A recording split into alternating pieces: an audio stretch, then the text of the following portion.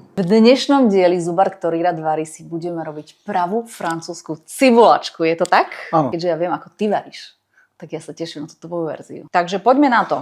Vývar máme nachystaný, ideme si teraz robiť cibulu.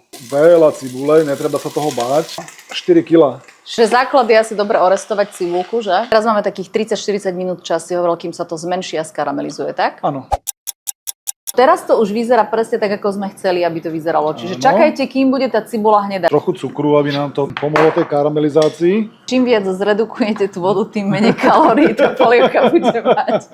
Môžeme sa tak dohodnúť. Za posledný rok, čo ja viem, to je druhýkrát, čo si urobil súťaž pre ľudí. Tak ako robíme osvetu na tú prevenciu, aby sa ľudia o seba starali.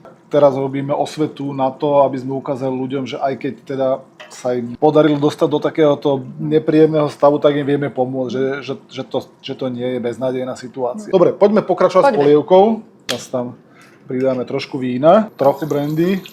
A múka? Kedy pôjde? Múka môže ísť už teraz. Hej, tu máme ten tvoj slávny známy vývar z minulého dielu. Asi 1,5 litra.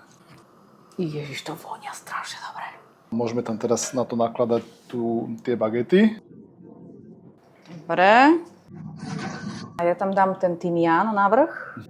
Poďme testovať. Choď ty prvý. Viem, jak to chutí. Ale ja sa bojím, že sa popálím, tak ty musíš ísť prvý. Šáňa, tá polievka je geniálna ako vždy. Ja už asi prestanem na začiatku vždy pochybovať o tom, že čo si zase vymyslel. A verím, že si necháte ujsť Šáňové recepty ani na budúce, pretože toto je Zubar, ktorý rád varí.